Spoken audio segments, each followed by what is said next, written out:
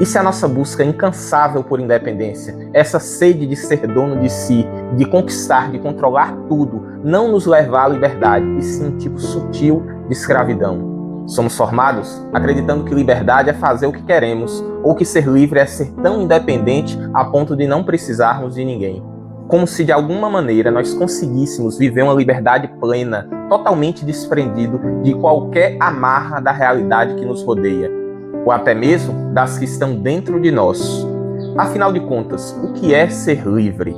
O apóstolo Paulo afirma: pois aquele que, sendo escravo, sendo chamado pelo Senhor, é liberto e pertence ao Senhor. Semelhantemente, aquele que é livre, sendo chamado, é escravo de Cristo. Eu sei que essa afirmação feita por Paulo pode parecer um dilema difícil de se compreender. Afinal, muitas vezes a nossa mente não consegue conceber uma escravidão que gere liberdade ou uma liberdade que nos leve à escravidão.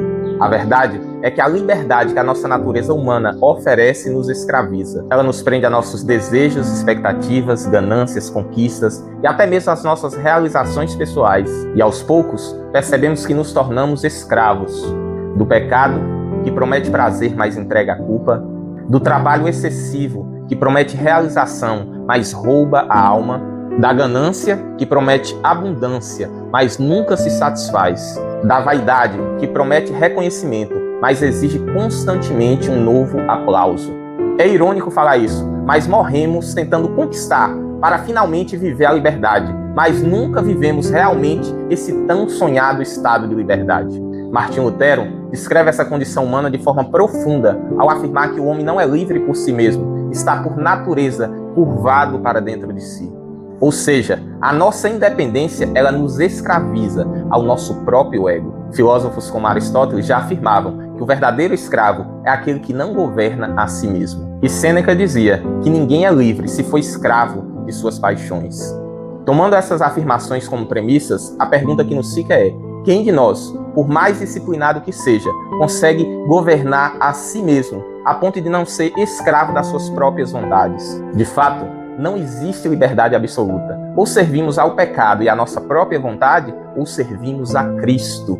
Como o apóstolo Paulo, ele nos declara na carta aos Romanos, capítulo 6, verso 18, que nós somos libertados do pecado e feitos servos da justiça. A questão nunca foi se seremos escravos ou não, mas de quem? A escravidão ao pecado, ela destrói, mas a escravidão a Cristo, ela nos liberta.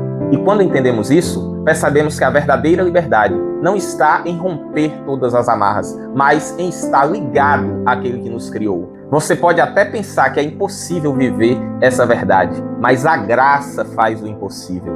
Ela quebra as algemas do pecado e nos prende ao único Senhor que, ao nos prender, nos devolve vida. Nem o pecado, nem a ganância, nem a vaidade, nem nós mesmos, nada disso pode definir a nossa liberdade. E por mais controverso que pareça, a verdadeira liberdade é ter um Senhor, e que esse Senhor seja Cristo. Que nas marcas do caminho que percorremos, não carreguemos mais os rastros da escravidão do pecado, mas os rastros da graça que nos alcançou.